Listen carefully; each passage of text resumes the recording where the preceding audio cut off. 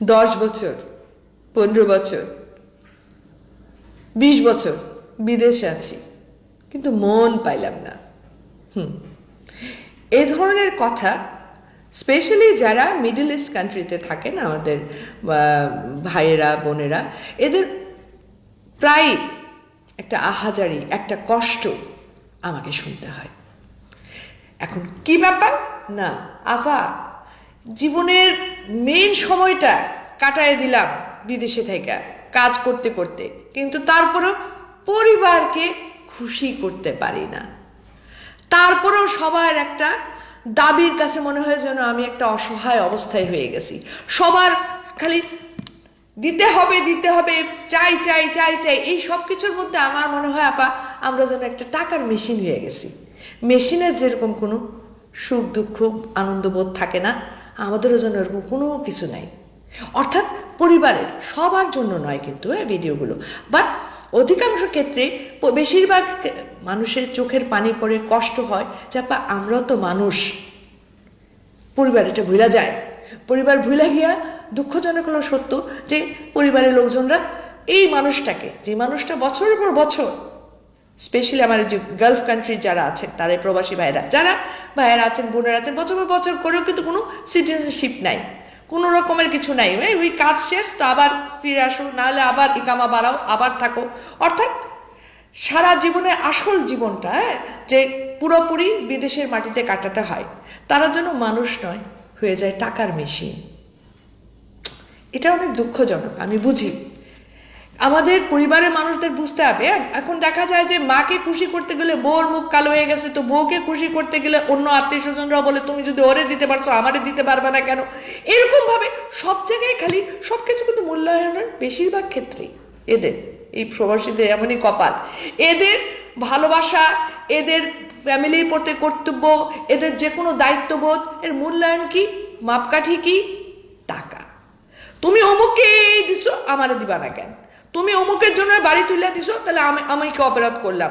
অথবা দিছো কেন, এই জন্য তোমার লাগে কথা কমো না। অর্থাৎ সবকিছুতেই এই মানুষটাকে হতে হয় জেলের আসামির মতো, সবকিছু তোর দোষ তোর দোষ তোর দোষ। কিন্তু যে টাকা নিয়ে তার সঙ্গে এরকম মহাখাপ্পা হয়ে যাওয়া হয়, যে টাকার জন্যই তার সঙ্গে আমরা এরকম ব্যবহার করতে থাকি, সেই টাকাটা রোজগার করতে গিয়ে এই মানুষটা ঠিক মতো খায় কিনা, এই মানুষটা সত্যিকারে একটু বিশ্রাম নিতে পারে কিনা, এবং এই মানুষটা দিলে একটু শান্তি আছে কিনা, সেটা কিন্তু কেউ ভাবে না। সবাই কিন্তু এই মানুষটা যখন বিদেশ থেকে ফোন করে, বেশিরভাগ ক্ষেত্রে আমি বলছি যে দেখা যায় একটা আগ্রহ নিয়ে কথা বলতে চায়, কারণ আসলে তো দেশের মাটি, দেশে আপনজন। বিদেশে পড়ে থাকলে কিন্তু মন তো পড়ে থাকে দেশের মাটিতেই। যখন বইলা দুইটা কথা বলতে চায় যে তোমাদের খবর কি, তার আগেই শুরু হয়ে যায় কি, তার আগে শুরু হয়ে যায় দাবি দেওয়ার বিশাল বড় একখানা লিস্ট। ওর তার আগে শুরু হয়ে যায় ওইটার বিচার করো, সেটার বিচার করো। আরে দেশে থাইকাই বিচার করা যায় না, কিন্তু এত অভিযোগ থেকে কেন তুমি বিচার করতেছো না? বিদেশে থেকে বিচার করতে হবে, এবং সবকিছুর জন্য তাকে দোষারোপ করা হয়। একবারও ভাবা হয় না যে সারা মাস কঠিন পরিশ্রম করে যে মানুষটা, রক্ত, আমি তো বলেছেন রক্ত, বিন্দু বিন্দু রক্ত, ঘাম না, এইগুলোর বিনিময়ে যে টাকাটা পায়, তার খুব ছোট একটা অংশ নিজের জন্য রাখে, যেটা না হইলেই নয়। আর বাকিটা সবই কিন্তু এদের হাসি মুখের জন্য দেওয়া হয়। এই মানুষটাই কিন্তু খুব একটা ভালোভাবে জিজ্ঞেস করা হয় না যে তুমি যে কষ্ট করতেছো পরিবারের জন্য, আসলে তুমি অনেক বেশি করছো।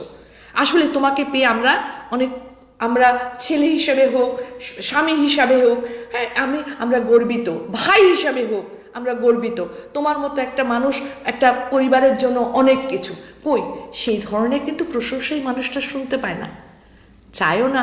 এটা বললেও আমি সত্যি কথাই বলবো যে এইগুলো কেউ শোনার জন্য, যদি বলতো যে আগে প্রশংসা করো তাহলে সব কিছু করবো, সেটা নয়। তার মানে কি, এ চায় না, কিন্তু মনে মনে আশা করে।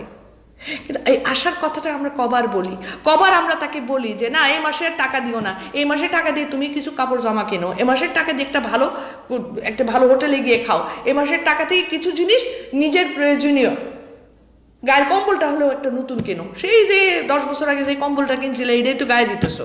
আর প্রত্যেকবার আসার সময় কিন্তু কম্বল, নতুন নতুন কম্বল বাড়ির জন্য নিয়ে আসা হচ্ছে। খুব কম্বল দিয়ে কথাটা বললাম, শুনতে অনেক ছ্যাঁচড়া মনে হতে পারে, বাট সত্য। আমি সবাইকে বলবো, যারা আমরা দেশে থাকি, পরিবার পরিজন, যারা ওই যে টাকার মেশিনটার দিকে খালি আঙুল দেয়া বলতে থাকে যে দাও দাও দাও দাও, তারা একবার মনে করতে হবে এই মেশিনটা কিন্তু একটা হৃদয় আছে, এই মেশিনটার কলজার মধ্যে কিন্তু রক্তপাত হয়, বলতে পারে না। বেশিরভাগ ক্ষেত্রে এরা ভেতরে ভেতরে কষ্ট পায়, এদের অনেক কান্না আমি শুনি। আমি এই জন্য ঠিক করছিলাম যে আজকে কিছু কথা বলবো আমার এই প্রবাসী ভাই বোনদের নিয়ে, যাদের জন্য, যাদের জীবনের বিশাল বড় একটা অংশ ওরা শেষ করে দিচ্ছে পরিবারের জন্য। ওয়ারেস পরিবার তিল থেকে তাল যদি একটু 19-20 হয়ে যায় তাহলেই কিন্তু আঙুল দেখায় তারই দিকে। যার মন পড়ে আছে এই বাংলার মাটিতেই, শরীর নিয়ে কাজ করতেছে কার জন্য? এই পরিবারের জন্য। কার জন্য? এই পরিবারের মানুষদের, আপনজনদের মুখে হাসি ফোটানোর জন্য। কার জন্য? পুরা পরিবারকে একটা ভালো অবস্থানে আনার জন্য, নিজের জন্য কিন্তু না। এই মানুষটা আত্মত্যাগের কথা চিন্তা করি, এই মানুষটাকে একটু দুইটা ভালো কথা বলি, বেশি কিছু তো না। এই দেশ থেকে তো ওই দেশে অন্য কিছু পাঠানো যাবে না, ভালোবাসাটার কথাটাই আসল, যেটার কোনো মূল্যায়ন হয় না। সবাইকে বলবো, পরিবার সবাইকে, যে একে একটু মানুষ হিসাবে দেখেন, একে আর যাই করেন মেশিন হিসাবে ট্রিট করেন না। কারণ একটা সময় মনে রাখবেন যে মেশিন কিন্তু বন্ধ হয়ে যায়, মেশিনে কিন্তু হৃদয় নাই। এই মানুষটা যদি সত্যি সত্যি মেশিনের মতো শক্ত হয়ে যায় তাহলে অবস্থা কোথায় যাবে? কি দরকার? মানুষকে মানুষ হিসেবেই দাম দিই, মানুষ হিসেবেই সম্মান করি। চলেন আজকের থেকে মানুষ হিসেবে তাদেরকে ভালোবাসি। আজ আর নয়, সবাই ভালো থাকবেন, সুন্দর থাকবেন, সুস্থ থাকবেন। আর একটা কথাই, সব সমস্যার সমাধান আমাদের দ্বারা করা মোটেও সম্ভব নয়। তাই কিছু কিছু সমস্যার সমাধান আমরা সম্পূর্ণভাবে আল্লাহর উপর ছেড়ে দেব। বাকিটুকুর জন্য আল্লাহ ভরসা, আমি, আপনি, আমরা সবাই খুঁজে নেব সেই সমস্যার সমাধান। শুধু হাল ছেড়ে